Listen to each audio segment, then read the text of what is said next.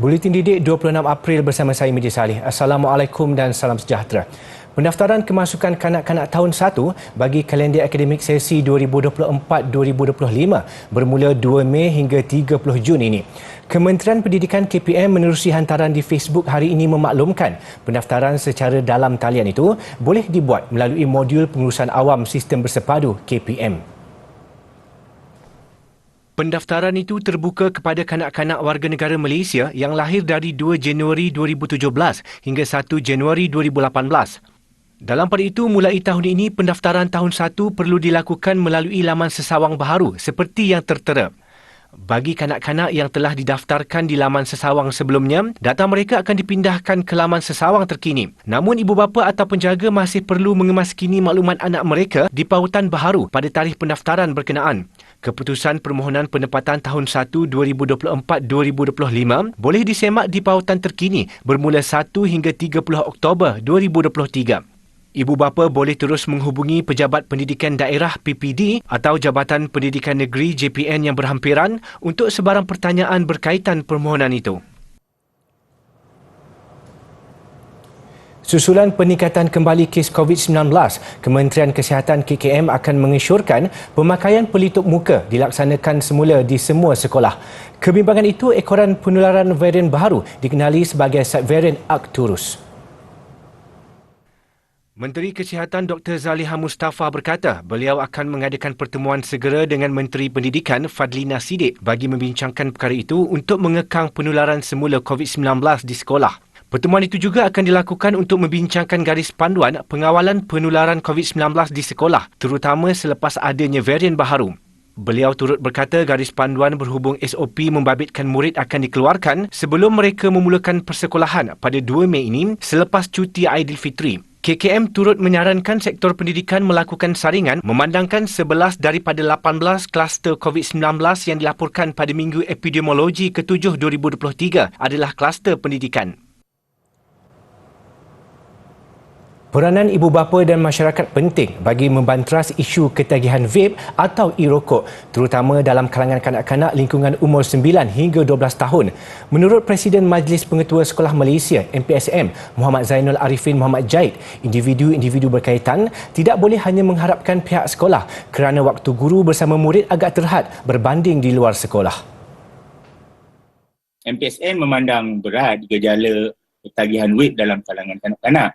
Sebab dia memberi kesan bukan sahaja kepada fizikal ataupun kesihatan kanak-kanak itu, tetapi dia juga memberi kesan kepada pembelajaran mereka. Ya? Di samping dia menambah bebanan guru. Bagaimana dia boleh menambah bebanan guru itu? Apabila guru itu paksa memberi fokus yang lebih untuk mementeras isu yang berkaitan dengan vape ini, di mana murid-murid membawa vape dan sebagainya ke sekolah. Tambahnya, vape bukan sahaja senang untuk dimiliki melalui pembelian secara dalam talian, malah mirip seperti pemacu kilat USB yang mungkin mendatangkan kekeliruan untuk dikesan oleh ibu bapa maupun guru di sekolah. Justru segalanya berbalik kepada pendekatan dari rumah di mana ibu bapa perlu mendidik anak-anak seawal umur mereka 9 tahun mengenai kesan buruk menghisap vape.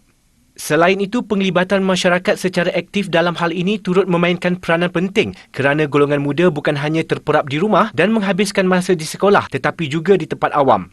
Jika ada pihak-pihak yang mahu bekerjasama dengan MPSM khususnya, kita bersedialah untuk memberi pandangan. Barangkali juga kita boleh memberi input untuk sama-sama kita, sebab MPSM ini adalah merupakan ialah ketua kepada organisasi di sekolah. Ya. Jadi peranan ketua di sekolah ini jika dapat kita gembeling tenaga itu secara berkesan, insya-Allah dia akan, kalau tidak dapat menghapuskan, dapat mengurang pun, itu sudah satu pencapaian. Tambahnya, pihak sekolah boleh mengambil tindakan terhadap murid hingga mereka digantung sekiranya didapati bersalah menghisap vape atau membawa vape ke sekolah. Beliau juga meluahkan kebimbangan sekiranya golongan terbabit terdedah dengan masalah atau implikasi kesihatan seawal usia remaja. Ia bakal memberi kesan jangka panjang kepada masa depan negara.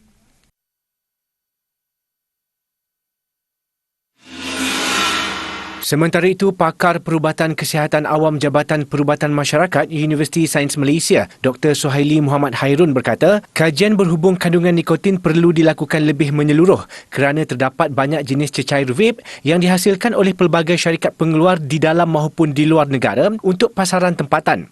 Kajian yang menyeluruh perlu dilakukan di Malaysia kerana terdapat banyak jenis cecair vape yang dihasilkan sama ada daripada syarikat tempatan ataupun luar negara.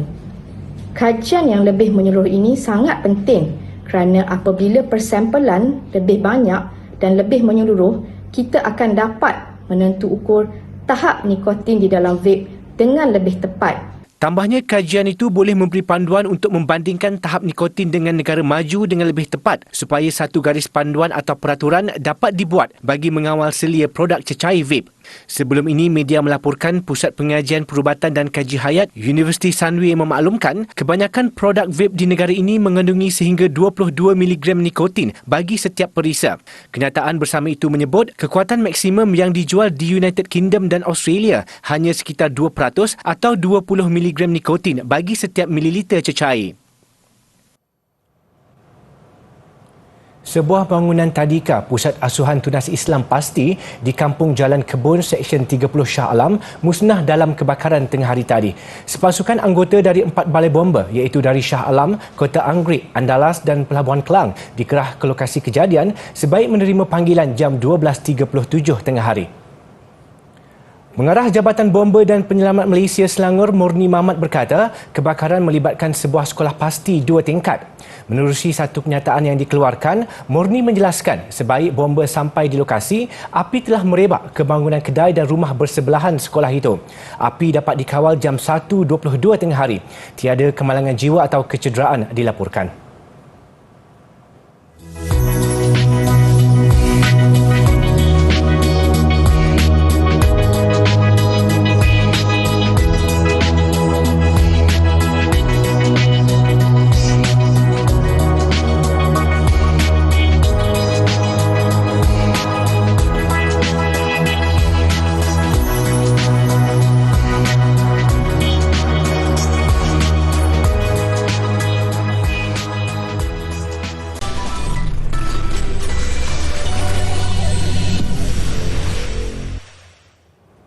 Bertemu kembali.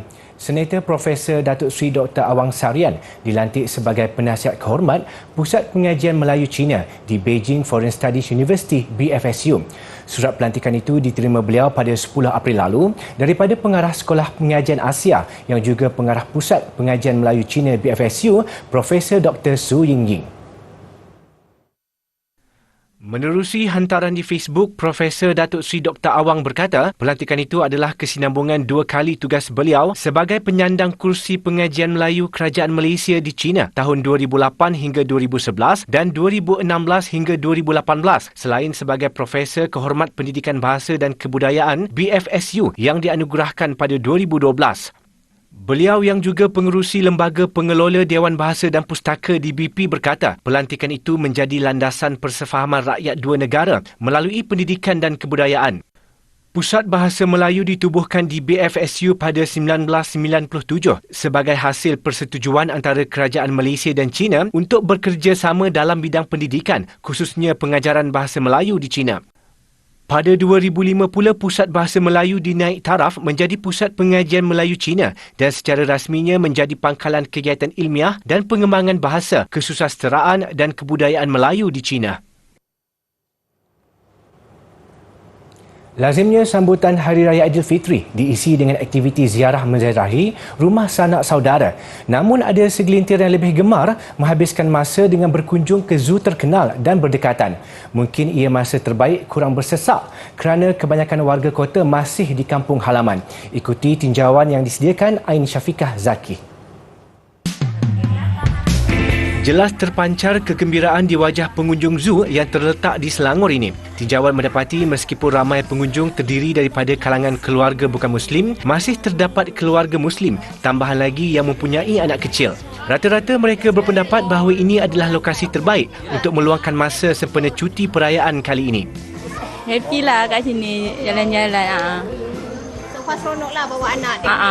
Bawa anak jalan-jalan kat sini. Best tak tengok haiwan? Best. Nama siapa ni? Raya. Raya.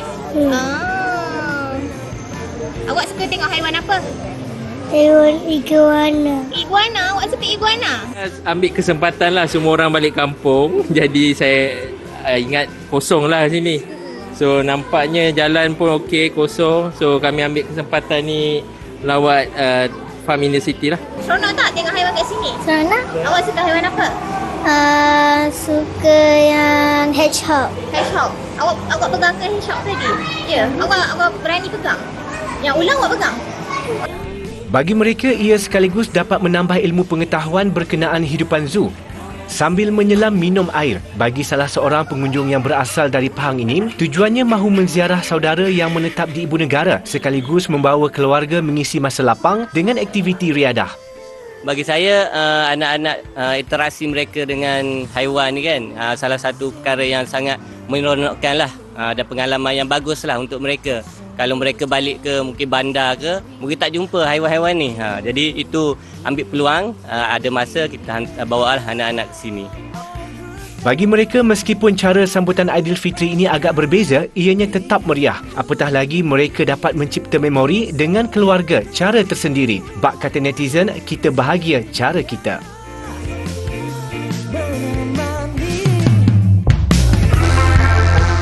Assalamualaikum warahmatullahi wabarakatuh.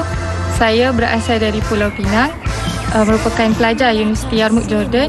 Ini merupakan kali keempat saya menyambut Hari Raya di perantauan, iaitu di bumi Jordan.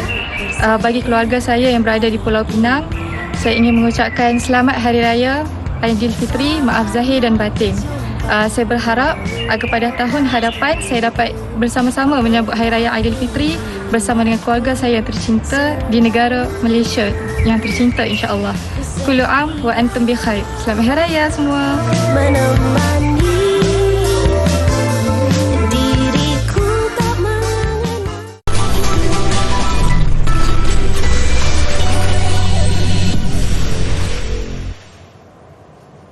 Direka dengan ruang belajar yang penuh kehijauan, taman permainan yang luas, panel solar dan loji pembersihan air.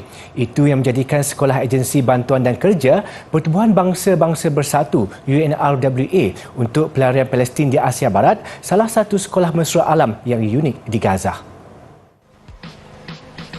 Dibiayai oleh Jerman, sekolah yang dibina pada 1965 itu telah diubah suai dan dirasmikan pada 2021. Selain bersifat mesra alam, ia juga telah direka bentuk dengan menjadikan kesejahteraan pelajar sebagai keutamaan. Menurut pengetuanya, kemudahan yang unik menjadikan sekolah itu berbeza daripada sekolah lain. أكثر المرافق التي تميز مدرستي عن المدارس الأخرى هذا المرفق الذي يتمثل في المساحات الخضراء الواسعة في الهواء الطلق. ننفذ في العديد من الحصص الدرسية وأنشطة الدعم النفسي التي تساعد على التطور الشخصي والاجتماعي للطلاب. Kewujudan sekolah ini jelas memberi impak positif apabila pelajar berasa seronok dan selamat, sekaligus menjadikan matlamat utama untuk memberi keselesaan, kesejahteraan serta kebebasan kepada pelajar tercapai. Malah dengan adanya pelbagai kemudahan kurikulum dan ko-kurikulum, mereka juga mampu menikmati hobi dengan bebas, sesuatu yang tidak mudah dikecapi di Gaza. Dibina di atas kawasan seluas 5,000 meter persegi, sekolah juga direka untuk menyediakan tempat perlindungan bagi pelarian dalam kes-kes kecemasan. هي مصممة كملجأ في حالات الطوارئ، ولذلك وجود البئر ومحطة التحلية والطاقة الشمسية وتصميم الأثاث بطريقة معينة بحيث يتناسب مع استخدامها كملجأ للنازحين في حالات الطوارئ. Menurut PBB, Gaza adalah salah satu kawasan dengan kepadatan penduduk paling tinggi di dunia dengan populasi 2.3 juta penduduk Palestin dan kira-kira 1/4 daripada mereka tinggal di kem pelarian. Gergasi penstreaman global Netflix komited untuk membelanjakan $2.5 bilion atau lebih 11 bilion ringgit untuk kandungan produksi filem dan TV Korea Selatan dalam tempoh 4 tahun akan datang. Jumlah itu adalah 2 kali ganda lebih tinggi daripada keseluruhan yang pernah dibelanjakan Netflix di Korea sejak 2016. Komitmen itu dinyatakan salah seorang ketua pegawai eksekutif Netflix, Ted Sarandos, pada perjumpaan dengan Presiden Korea Selatan Yoon Suk Yeol di Washington DC baru-baru ini. Menurut Serendes, pihaknya membuat keputusan itu kerana yakin industri kreatif Korea akan terus menghasilkan karya-karya hebat. Mereka juga terinspirasi dengan sokongan kukuh Presiden Yoon terhadap industri hiburan negaranya, malah terus menghargai impak gelombang Korea atau Hallyu. Netflix telah menikmati pelbagai kejayaan daripada produksi Korea, antaranya drama bersiri popular Squid Game dan The Glory serta program-program tanpa skrip seperti Physical 100. Jadual kandungan Korea juga telah mengukuhkan lagi posisi Netflix sebagai program penstriman yang dominan dalam pasaran negara itu yang sangat kompetitif. Ini pula penangan tular di media sosial buat kumpulan K-pop 50-50. Mereka dilapor telah menandatangani kontrak promosi dengan Warner Records, anak syarikat label muzik antarabangsa Warner Music Group. Tuah lagu Cupid di TikTok nampaknya telah memberi impak besar kepada Sena, Aran, Kina dan Seo. Menerusi peluang besar ini, mereka akan bekerja dengan pihak Warner di Amerika Syarikat dan Korea Selatan. Warner Records dalam satu kenyataan berkata mereka teruja untuk mencipta lebih banyak peluang bagi kumpulan K-pop ini. Bagi 50-50, mereka tidak sabar untuk berkongsi lebih banyak muzik dan kandungan lain bersama peminat di seluruh dunia. Menurut Warner Records, lagu Cupid yang juga ditampilkan dalam versi bahasa Inggeris dan instrumental telah mencatat lebih 377 juta penstriman global. Cupid juga telah membawa 50-50 ke carta lagu Amerika Syarikat Billboard pada kadar terpantas yang pernah dicatatkan mana-mana kumpulan K-pop, iaitu hanya dalam tempoh 4 bulan selepas diperkenalkan.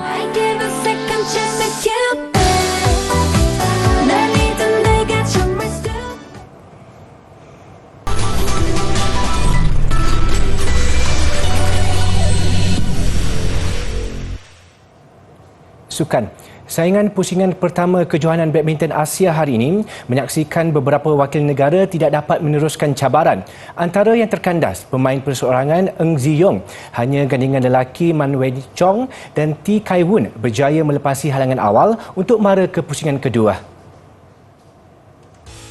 Berdasarkan ranking semasa, memang ada kelebihan dimiliki pemain Hong Kong Lee Chiu Yu yang turun berdepan Eng Ziyong di pusingan pertama perseorangan lelaki. Cuba melawan, namun Ziyong terpaksa melepaskan set pertama dengan kekalahan 17-21.